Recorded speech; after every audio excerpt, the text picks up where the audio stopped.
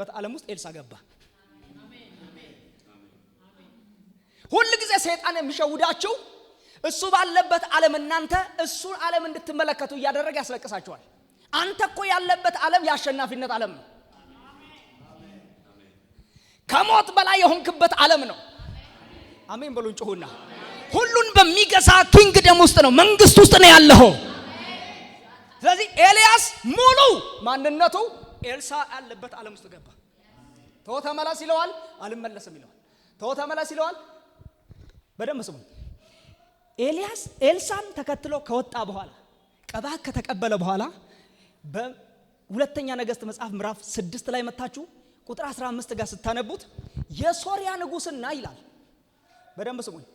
የሶሪያ ንጉስና የእስራኤል ንጉስ ለውጊያ ይፈላለጉ ስለነበረ የእስራኤል ንጉስ በዚህ ያልፋል ብሎ ሲጠብቅ ኤልሳ እንዲህ ይለዋል፣ የሶሪያ ንጉስ አንተን ሊገል ነውና ካለበት ስፍራ እንዳትወጣ ይለዋል።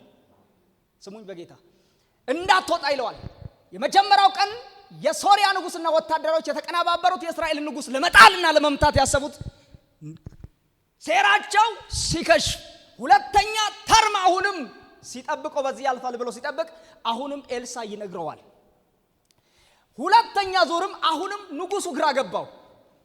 ግራ ሲጋባው አጠገቡ ያሉ ሰዎችን እንዲህ አለ፣ ቆይ ከኛ መካከል አለ ሄዶ ለእስራኤል ንጉስ ይሄንን እኛ የምናደርገውን ድርጊት የሚነግረው ሰው አለን አለው።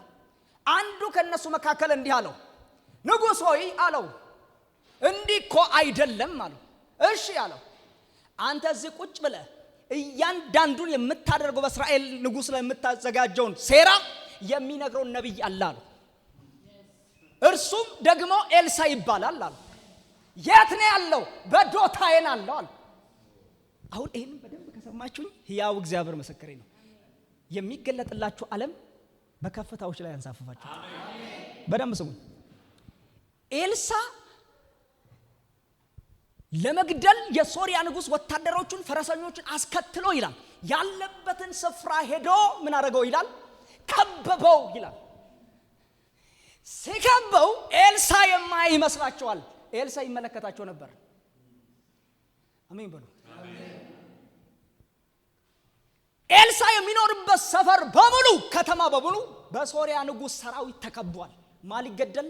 ኤልሳ ሊገደል።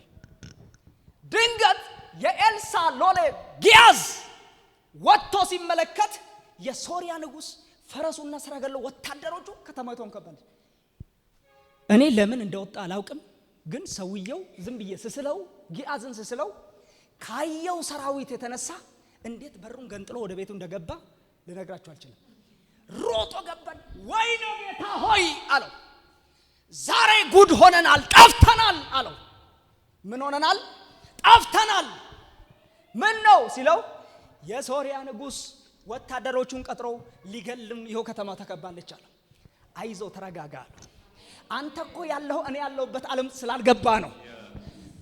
አየ እኔ ያለውበት ዓለም ውስጥ ብትገባ ይሄ ሁሉ አንተና አስፈራራማል። አንዳንድ ጴንጤ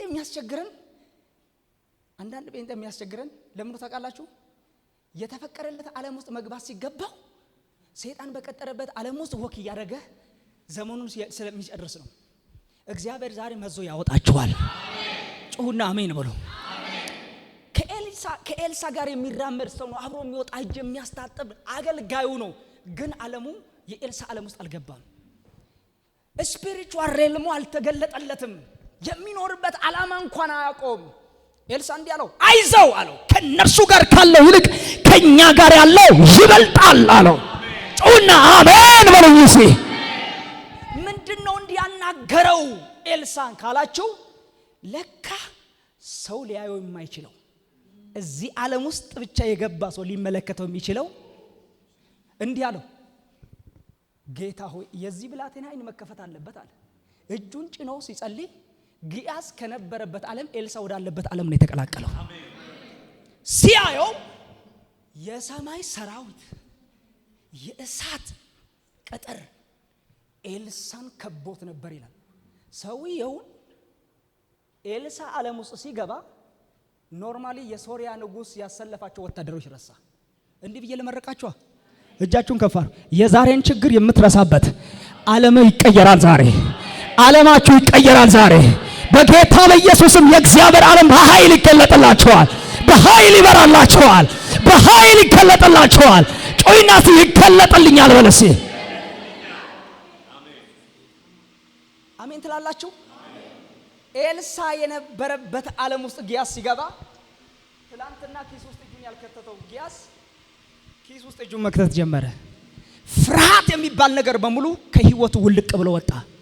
ጊያዝ ከዛ በፊት ይታየው የነበረ ውርቀት ነው፣ መሸነፍ ነው፣ በጠላቶች መከበብ ነው፣ በጠላቶች መሸነፍ ነው።